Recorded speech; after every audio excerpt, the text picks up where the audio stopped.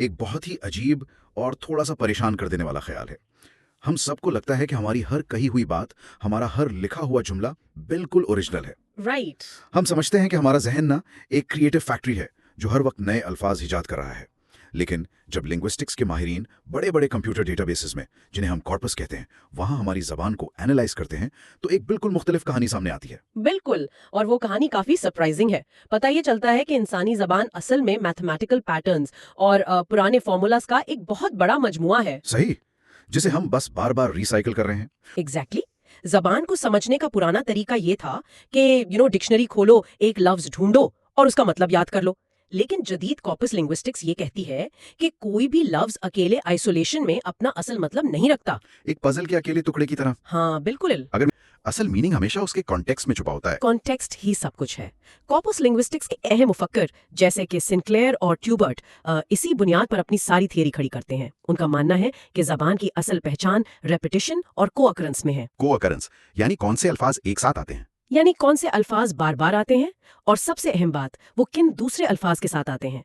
और जब हम एक कंप्यूटर डेटाबेस में इसको अकरेंस को ढूंढने निकलते हैं तो सबसे पहला और सबसे बुनियादी टूल जो इस्तेमाल होता है वो है KWIC। KWIC यानी कीवर्ड इन कॉन्टेक्स्ट, जिसे आम जबान में कॉन्कॉर्डेंस लाइंस भी कहा जाता है। बिल्कुल, और ये एग्जाम्स के हवाले से एक बहुत इंपॉर्टेंट कॉन्सेप्ट है। अब यहाँ पर किसी भी एग्जाम देने वाले स्टूडेंट के लिए एक विजुअल इमेज क्लियर होना बहुत जरूरी है, क्योंकि जब तक इसे विजुअली इमेजिन ना किया जाए, ये थियरी थोड़ी ड्राई लगती है। हाँ, लिंग्विस्टिक्स के स्टूडेंट्स अक्सर इसमें कंफ्यूज हो जाते हैं। तसव्वुर करें एक कंप्यूटर स्क्रीन का। उस स्क्रीन के बिल्कुल दरमियान में वर्टिकली अलाइंड एक लफ्ज है। इस दरमियानी लफ्ज को हम नोड वर्ड कहते हैं। मिसाल के तौर पर वो लफ्ज है व्यू। अच्छा। अब उस नोड वर्ड के बिल्कुल लेफ्ट साइड पर और बिल्कुल राइट साइड पर उस जुमले का थोड़ा सा हिस्सा कैरेक्टर्स की शक्ल में मौजूद है। स्क्रीन पर ऐसी बहुत सारी लाइंस ऊपर से नीचे तक चल रही हैं, जिन सब के दरमियान में व्यू लिखा है। और इन कंकॉर्डेंस लिस्ट्स को अल्फाबेटिकली सॉर्ट भी किया जा सकता है। सही। और वर्ड क्लास जैसे नाउन, वर्ब या एडजेक्टिव को जाहिर करने के लिए मुख्तलिफ कलर्स का इस्तेमाल भी किया जा सकता है। नोड वर्ड अकेला खड़ा हो तो वो खामोश है, लेकिन जब देखते हैं कि व्यू के साथ बार बार पॉइंट ऑफ आ रहा है या ब्यूटीफुल आ रहा है, तो वो सपोर्टिंग कास्ट उस हीरो की शख्सियत को वाजे कर देती है। लेकिन यहाँ मैं थोड़ा पुशबैक देना चाहूंगा। जरूर। जब हम लैंग्वेज को इस तरह लाइंस में तोड़ देते हैं, जहां ना जुमले की शुरुआत का पता है ना आखिर का, बस स्क्रीन के दरमियान में कटा हुआ टेक्स्ट है, तो क्या इस तरह अल्फाज का असल फ्लो खराब नहीं हो जाता? KWIC या कॉन्कॉर्डेंस लाइंस का मकसद टेक्स्ट को एक नॉवेल की तरह फ्लो में पढ़ना है ही नहीं। अच्छा, तो मकसद क्या है? जब हम आम तौर पर कुछ पढ़ते हैं तो हम लेफ्ट से राइट हॉरिजॉन्टली पढ़ते हैं ताकि कहानी समझ आए। लेकिन कॉन्कॉर्डेंस लाइंस में हॉरिजॉन्टल रीडिंग काम नहीं आती। यहाँ जरूरत होती है वर्टिकल रीडिंग की। वर्टिकल रीडिंग यानी स्क्रीन को ऊपर से नीचे देखने की। एग्जैक्टली जब आप एक ही लफ्ज को दरमियान में रखकर उसके आगे पीछे आने वाले अल्फाज को हॉरिजॉन्टली नहीं बल्कि वर्टिकली स्कैन करते हैं, तो दिमाग उन विजुअल पैटर्न्स को हाईलाइट कर लेता है जो नॉर्मल रीडिंग में आंखों से बिल्कुल ओझल रहते हैं। ओह वाह, ये एक तरह से जबान का एक्सरे देखने जैसा है। सही फरमाया। हम फ्लो नहीं ढूंढ रहे, हम लैंग्वेज का स्ट्रक्चरल स्केलेटन ढूंढ रहे हैं। अगर हम एक मैसिव कॉर्पस की बात कर रहे हैं जहां मिलियंस ऑफ वर्ड्स हैं, तो वर्टिकल रीडिंग से स्क्रीन पर इतना टेक्स्ट आ जाएगा कि कोई इंसान उसे देख ही नहीं सकता। शेयर वॉल्यूम का मसला है। एक छोटे डेटा में तो कॉन्कॉर्डेंस लाइन काम करती है, लेकिन स्केल बड़ा हो तो डेटा ओवरलोड हो जाता है। Right, data overload corpus linguistics का एक बड़ा चैलेंज है। रिसर्चर्स इस शोर और नॉइज में से पैटर्न कैसे निकालते हैं? जबरदस्त सवाल। और इस नॉइस के स्केल को समझने के लिए बैंक ऑफ इंग्लिश का रेफरेंस लेना जरूरी है। ये एक 450 मिलियन वर्ड्स पर मुश्तमिल बड़ा टेक्स्ट कॉर्पस है। 450 मिलियन? ये तो बहुत मैसिव है। बहुत मैसिव। अगर आप इस समंदर में सिर्फ एक आम सा नाउन, मिसाल के तौर पर टाइम, ढूंढने निकले तो जानते हैं ये कितनी दफा आएगा? डेटा बताता है कि टाइम इस कॉर्पस में 7,05,866 दफा मौजूद है। 7 लाख लाइंस। अगर कोई हर लाइन को 1 सेकंड भी देना, तो हफ्तों लग जाएंगे सिर्फ इस एक वर्ड को देखने में। तो क्या यहाँ स्टेटिस्टिक्स का वो बेसिक असूल अप्लाई नहीं कर सकते? कौन सा असूल? यानी रैंडम सैम्पलिंग का। जैसे इतना बड़ा डेटा हो तो सिर्फ एक सैंपल ले लें, हर 100th लाइन निकाल लें, उससे हमें एक जनरल तस्वीर तो मिल ही जाएगी ना। आम तौर पर लोग यही सोचते हैं, लेकिन कॉर्पस लिंग्विस्टिक्स में ये एक बहुत बड़ा पिटफॉल है। जब आप हर 100th लाइन का सैंपल लेते हैं तो आप जबान के वो अहम पैटर्न्स मिस कर देते हैं जो स्पेसिफिक होते हैं। वो कैसे? मिसाल के तौर पर उस 450 मिलियन वर्ड कॉर्पस में एक फ्रेज है, it wasn't the first time that. ये पूरे कॉर्पस में 564 दफा मौजूद है। ये एक मजबूत और कंसिस्टेंट लिंग्विस्टिक पैटर्न है।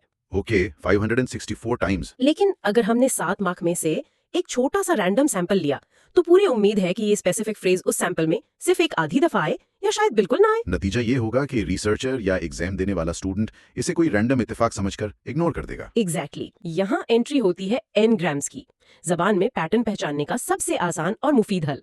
एनग्राम्स का मतलब है अल्फाज के छोटे छोटे क्लस्टर्स। क्लस्टर्स यानी ग्रुप्स ऑफ वर्ड्स। हाँ, एन ये नंबर को जाहिर करता है। मिसाल के तौर पर 2 या 3 वर्ड्स पर मुश्तमिल छोटी फ्रेजेस। जब हम उस बड़े डेटा में अकेले नोड वर्ड टाइम को ढूंढने के बजाय अपनी सर्च को उसके आसपास के एनग्राम्स पर फोकस कर देते हैं तो डेटा अचानक मैनेज होने लगता है। Make sense. एक मैसिव लिस्ट के बजाय अब हम देख रहे होते हैं कि टाइम किन दूसरे अल्फाज के साथ मिलकर एक ब्लॉक बना रहा है। जैसे the first time, at the time या अ लॉन्ग टाइम। राइट, ये एनग्राम्स हैं। अब यहाँ से कहानी वाकई इंटरेस्टिंग होती है। अगर हम एक और स्पेसिफिक एनग्राम लें, जैसे अ टाइम व्हेन, ये 3 वर्ड क्लस्टर है। अगर हम इसको थोड़ा और लंबा करें और टू अ टाइम व्हेन पर जाएं, तो हमें कॉर्पस में कमाल के नए और डीप पैटर्न्स मिलते हैं। डेटा बताता है कि आमतौर पर ऐसी फ्रेजेस आती हैं जैसे go back to a time when, hark back to a time when, या फिर मुस्तकबिल के लिए look forward to a time when. हम इस 4 वर्ड एनग्राम के जरिए असल में टाइम ट्रैवल कर रहे होते हैं। So what does this all mean? इसका मतलब ये है कि एक छोटे से एनग्राम ने हमें जबान का एक मुकम्मल लंबा फॉर्मूला दे दिया है। सही। इस फॉर्मूले को अगर हम तोड़ कर देखें तो इसके 3 हिस्से बनते हैं। पहला हिस्सा वक्त में पीछे या आगे जाने का जिक्र, जैसे गो बैक। राइट। दूसरा हिस्सा हमारा सेंटर नाउन ग्राम यानी टू अ टाइम व्हेन। और तीसरा सबसे अहम हिस्सा एक इवैल्यूएटिव कॉन्ट्रास्ट। ये इवैल्यूएटिव कॉन्ट्रास्ट क्या है असल में? ये वो जगह है जहां बोलने वाला माजी या मुस्तकबिल को हाल के मुकाबले में बेहतर या बुरा तस्वर करता है। ये इवैल्यूएटिव कॉन्ट्रास्ट लिंग्विस्टिक स्टडीज में बहुत गहराई रखता है। यानी लोग वक्त का मुवाजना कर रहे होते हैं। हाँ, इंसान जब भी go back to a time when बोलता है तो आगे आने वाली बात हमेशा एक कंपैरिजन होती है। डेटा इसके वाज़ेह मिसालें देता है। माजी के लिए लोग कहते हैं क्रिसमस वाज सिंपलर, यानी माजी हाल से बेहतर था। अच्छा। Over to a time when racial prejudice no longer existed, यानी आने वाला वक्त आज से बेहतर होगा। देखें किस तरह एक सिंपल एनग्राम जबान को एक खास किस्म का जज्बा और मीनिंग पहनाने का बाइस बन रहा है। ये समझ आ गया। लेकिन कॉर्पस लिंग्विस्टिक्स हमें एक कदम और आगे ले जाती है। उन पैटर्न्स का क्या जो एग्जिस्ट तो करते हैं, जिनमें मीनिंग भी होता है, लेकिन वो इतने आम और फ्रीक्वेंट नहीं होते कि एनग्राम्स उनको आसानी से पकड़ सके। एक्यूमुलेटिव कॉलोकेशन दरअसल रिकर्सिव सर्चेस का एक सिलसिला है। रिकर्सिव से मुराद है बार बार एक ही अमल को दोहराना और हर दफा अपने नतीजे को मजीद रिफाइन करना। इसको स्टेप बाय स्टेप समझना बेहद जरूरी है। चलिए इसे एक मिसाल से तोड़ते हैं। एक लफ्ज से शुरू करते हैं। मिसाल के तौर पर डिस्टिंग्विशिंग। हम कॉर्पस डेटाबेस में जाते हैं और सर्च करते हैं कि डिस्टिंग्विशिंग के बिल्कुल साथ सबसे ज्यादा कौन सा लफ्ज आता है। डेटाबेस बताता है कि वो लफ्ज बिटवीन है। एग्जैक्टली। तो अब डिस्टिंग्विशिंग बिटवीन हमारा नया बेस या स्टार्टिंग पॉइंट बन गया। अब हम इस बेस को वापस कंप्यूटर में फीड करते हैं और दूसरी रिकर्सिव सर्च चलाते हैं। राइट। अब हम ढूंढते हैं कि इस नए कॉम्बिनेशन के बिल्कुल साथ क्या आता है। कॉर्पस बताता है कि इसके बाद सबसे फ्रीक्वेंटली आने वाला लफ्ज ऑफ है।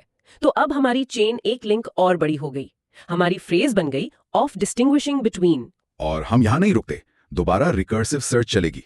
अगर हम ढूंढें कि इस ऑफ से पहले आमतौर पर क्या आता है, तो डेटा हमें बता रहा है कि यहां मुख्तलिफ अल्फाज आते हैं, जैसे वे, केपेबल, इंपॉर्टेंस, डिफिकल्टी, मीन्स या मेथड। बिल्कुल। अब हमारी फ्रेज बन गई वेज ऑफ डिस्टिंग्विशिंग बिटवीन या इंपॉर्टेंस ऑफ डिस्टिंग्विशिंग बिटवीन। और इसी जगह पर लिंग्विस्टिक्स का असल मैजिक जाहिर होता है।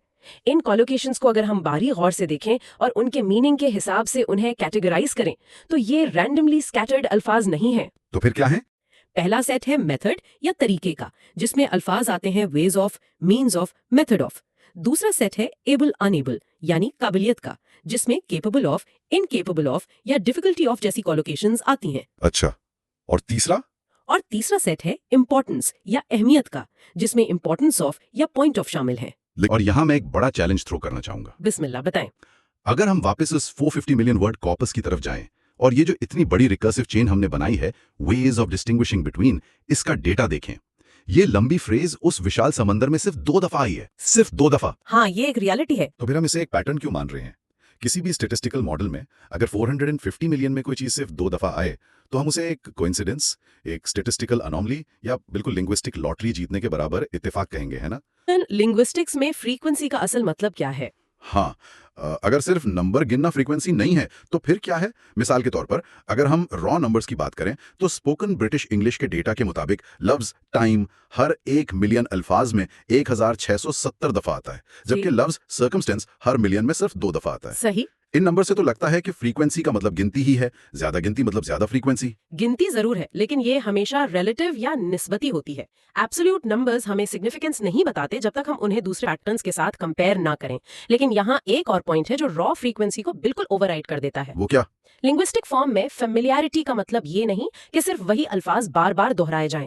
कभी कभार एक बिल्कुल यूनिक जुमला जो शायद तारीख में सिर्फ एक बार बोला गया हो, वो भी सुनने में आम लगता है। इस पॉइंट को क्लियर करने के लिए एक बेहतरीन मिसाल कॉर्पस डेटा में मिलती है। एक सेंटेंस है जो इंटरनेट की एक मखसूस वेबसाइट पर किसी यूजर ने लिखा, it is somewhat ironic how people in general react to the circumstances in their lives. अगर हम इस पूरे जुमले को इंटरनेट पर सर्च करें तो ये रॉ फ्रीक्वेंसी में सिर्फ एक बार आता है। यानी इस पूरे प्लेनेट पर सिर्फ एक ही शख्स ने एग्जैक्टली ये जुमला इस तरकीब से लिखा है, रॉ फ्रीक्वेंसी इज 1। राइट। लेकिन जब हम इसे पढ़ते हैं तो ये अजीब या अनफेमिलियर नहीं लगता, ये बिल्कुल आम, आसान और नेचुरल लगता है। ऐसा क्यों? अगर पैटर्न फ्रीक्वेंसी से बनता है और ये जुमला रेयर है तो दिमाग को ये फेमिलियर क्यों लग रहा है? अगर हम इसे बिगर पिक्चर से कनेक्ट करें तो समझ आएगा कि इस नए जुमले के अंदर जो छोटे छोटे बिल्डिंग ब्लॉक्स इस्तेमाल हुए हैं वो नए नहीं हैं। इस जुमले को देखें, इट इज समवट आयरॉनिक एक आम स्ट्रक्चरल पैटर्न है। पीपल इन जनरल एक इंतहाई फ्रीक्वेंट और एस्टैब्लिश्ड एनग्राम है।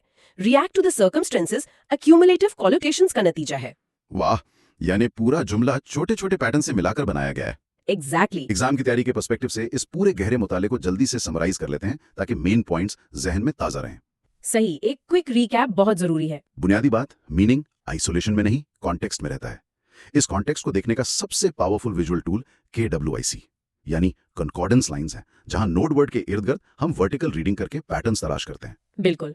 और तीसरी बात, चेन्स को ट्रेस करने के लिए एक्यूमुलेटिव कॉलिकेशन का स्टेप बाय स्टेप रिकर्सिव तरीका अपनाया जाता है, जिससे यह साबित होता है कि अकेले अल्फाज नहीं बल्कि लैंग्वेज के स्ट्रॉन्ग लिंक्स मैटर करते हैं। हमने वाज़ेह तौर पर देखा कि लैंग्वेज दरअसल कॉलोकेशंस, एनग्राम्स और प्री पैकेज्ड मेंटल ब्लॉक्स के बार बार जुड़ने का नाम है। तो फिर सोचने की बात यह है कि अगर हमारी हर बात, हर नई कहानी और हर नया जुमला दरअसल उन्हीं पुराने कॉलोकेशंस और एनग्राम्स का एक नया कॉम्बिनेशन है, तो क्या इंसानी ख्यालात में वाकई कोई चीज 100% ओरिजिनल होती है? ये बहुत गहरा सवाल है। या फिर क्या हमारी सोच, हमारे जज्बात और हमारी गुफ्तगू सब कुछ एक बहुत बड़े कॉस्मिक कॉर्पस के पैटर्न्स को बार बार रिसाइकिल करने का अमल है? सोचिएगा जरूर। तब तक के लिए पढ़ते रहिए और अपने इर्द गिर्द नए पैटर्न्स तलाश करते रहिए।